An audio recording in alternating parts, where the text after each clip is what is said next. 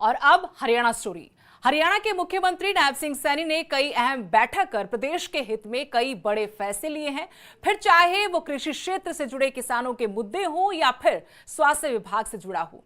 वहीं इसी बीच सीएम सैनी ने स्वास्थ्य विभाग के centralised portal for Haryana councils का लोकार्पण किया, तो वहीं फरीदाबाद और अंबाला के लिए करीब 127 करोड़ रुपए मंजूर की, जिस पर सीएम नायब सिंह सैनी ने कहा कि पानी की कमी दूर होगी, शहरों की साफ सफाई भी की जाएगी।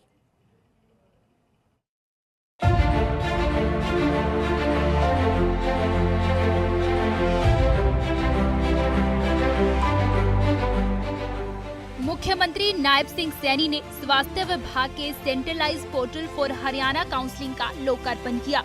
इस पहल के साथ ही हरियाणा देश का पहला राज्य बन गया है जिसने एक इंटीग्रेटेड डिजिटल प्लेटफॉर्म लॉन्च कर एक साथ कई स्वास्थ्य परिषदों को एक ही सिस्टम पर लाने का कार्य किया है। मुख्यमंत्री ने कहा कि इस पोर्टल से मेडिकल परिषद, डेंटल परिषद, फार्मेसी परिषद, आयुष एवं होम्योपैथी परिषद और अन्य स्वास्थ्य परिषदों से संबंधित कई परिषदों में ऑनलाइन रजिस्ट्रेशन प्रक्रिया शुरू हो जाएगी। प्रशिक्षण के उपरांत घर बैठे ही फायदा मिलेगा। ऑनलाइन पंजीकरण करके कार्य करने के लिए प्रमाण पत्र ले सकेंगे। ऑनलाइन रजिस्ट्रेशन, रोजगार से संबंधित जानकारी जारी करने जैसी सेवाएं मिलेंगी। स्वास्थ्य पेशेवरों और संस्थानों के बीच रोजगार के अवसरों के लिए बेहतर लिंक स्थापित करेगा। पोर्टल के माध्यम से ये योजना चरणबद्ध तरीके से लागू की जा रही है। पहले चरण में medical council, pharmacy, Ayush, homeopathy परिषदों को जोड़ा गया।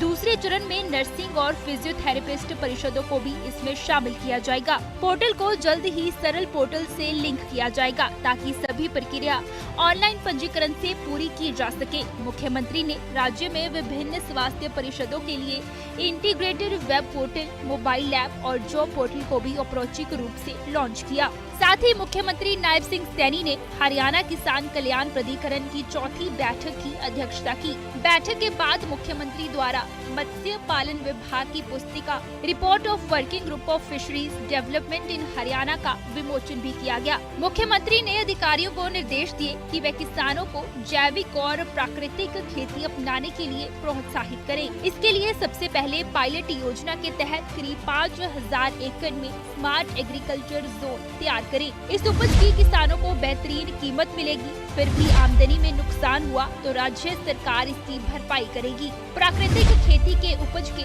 प्रमाणीकरण के लिए जल्द से जल्द एक लैब स्थापित करें। उन्होंने अधिकारियों को फसलों के उत्तम किस्म के बीज तैयार करने के भी निर्देश दिए। मुख्यमंत्री ने अधिकारियों को किसानों के बीच ज्ञान, नीतिगत पहलुओं के प्रसार के लिए ब्लॉक स्तर तक किसान गोष्ठियों, कार्यशालाओं, सेमिनारों, प्रशिक्षण कार्यक्रमों और जागरूकता अभियानों का कैलेंडर बनाने के निर्देश दिए। हरियाणा के मुख्यमंत्री नायब सिंह सैनी की अध्यक्षता में हरियाणा निवास में शहरी स्थानीय निकाय विभाग की हाई पावर्ड वर्क्स कमेटी की महत्वपूर्ण बैठक आयोजित हुई।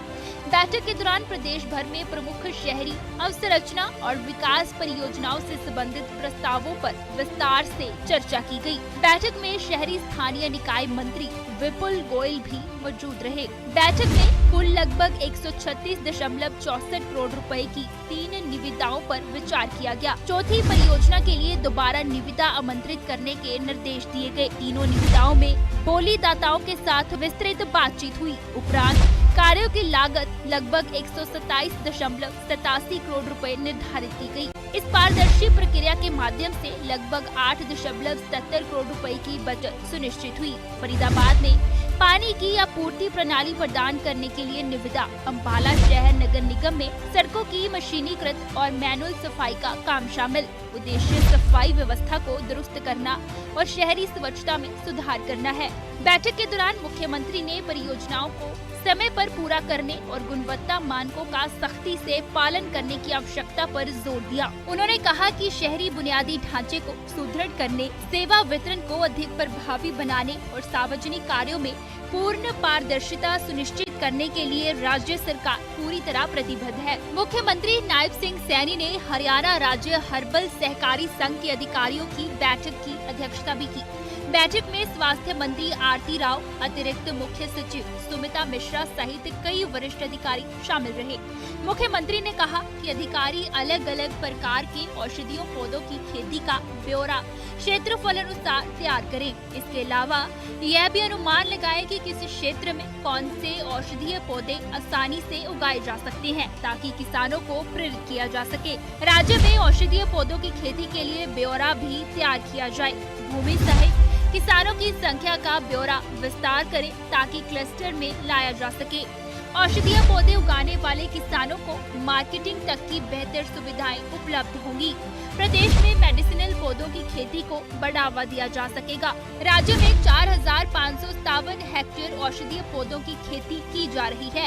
आंवला, एलोवेरा, स्टीविया, मुलेठी, शतावरी, तुलसी, अश्वगंधा, हरड़ आदि इसमें शामिल है। मुख्यमंत्री ने कहा कि आयुर्वेदिक दवाएं रोजगार सृजन से जुड़ी हुई हैं, स्वास्थ्य वातावरण के साथ किफायती भी हैं, इसलिए इनकी सरलीकृत खरीद प्रक्रिया और व्यापार करने के लिए सुधार अनिवार्य है। Bureau report, living India news. और अभी के लिए इस बुलेटिन में इतना ही। नमस्कार।